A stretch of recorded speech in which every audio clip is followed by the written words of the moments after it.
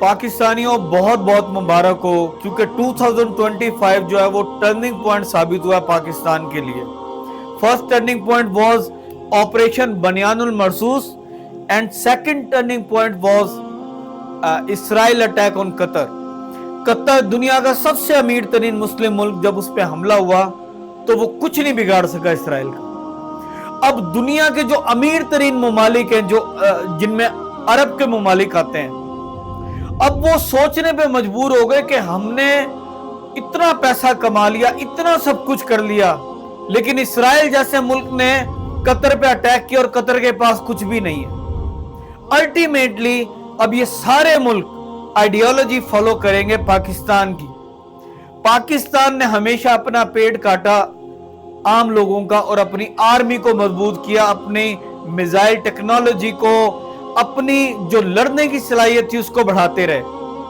और इसी की वजह से हमसे 5 गुना बड़ा इंडियन कंट्री जिसने हम पे हमला करने का सोचा, तो हमने वो जवाब दिया कि उनको दोबारा जुर्रत नहीं हुई। और इसी वजह से अब सऊदी अरब ने पाकिस्तान से स्ट्रेटेजिक पार्टनरशिप की है, क्योंकि वो समझ चुके हैं कि हमने जितना भी पैसा कमाया है वो सब रत्ती है।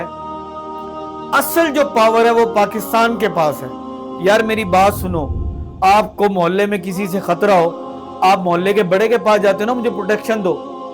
सऊदी अरब ने पाकिस्तान को बड़ा मान के कहा कि भाई मेरे ऊपर हमला हुआ तो तुमने मुझे बचाना है, और तुम पे हमला हुआ तो मैं समझूंगा कि मुझ पे हमला हुआ। ये स्ट्रेटेजिक पार्टनरशिप इतनी अहम है।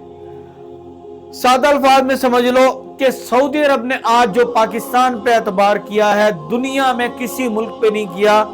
पाकिस्तान सऊदी अरब के लिए दुनिया का सबसे पसंदीदा तरीन मुल्क बन गया। वो सऊदी अरब जहां पे मक्का, जहां पे मुकर्रमा, मदीना, और क्या ही खूबसूरत बात है कि पाकिस्तान को यह हक हासिल है कि हुरमैन शरीफीन मुकद्दस हमारे मक्का, मदीना, इनकी हिफाजत अब पाकिस्तान के जिम्मे है।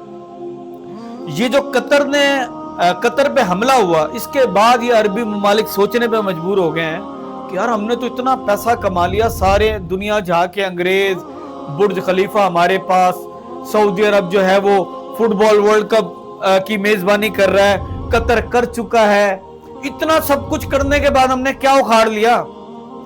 कतर ने हमारे बीचों बीच हम पे अटैक किया और हम कुछ नहीं कर सके, जबकि पाकिस्तान सारी जिंदगी पाकिस्तान को लताड़ते रहे। खासतौर पे ये एक मखसूस तबका, शर्म से डूब मरे वो लोग जो पाक आर्मी पे भौंकते थे, शर्म से डूब मरे वो लोग जो बकवास करते थे, लॉबिंग करते थे कि पाकिस्तान रहने की जगह नहीं है, पाकिस्तान की तो कोई औकात ही नहीं रही।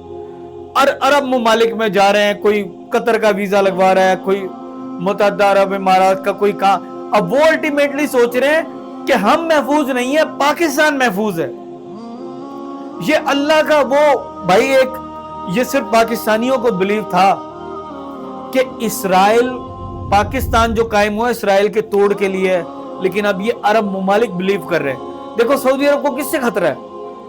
अमेरिका से तो नहीं है, उनसे तो उनके ताल्लुकात हैं, इसराइल से खतरा है।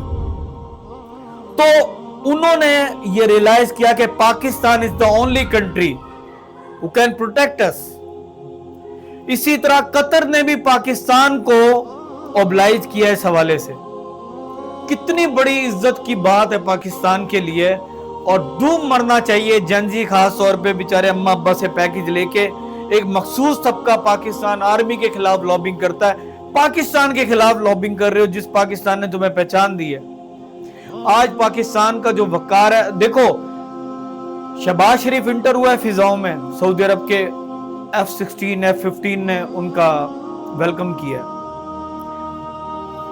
इंडिया वो कंट्री है जो हमसे दौड़ में शामिल था कि हम हमारे ज्यादा करीब होगा सऊदी अरब या पाकिस्तान के। तो अब सऊदी अरब ने तो झंडी करा दी एक तरह की बिल्कुल इंडिया को।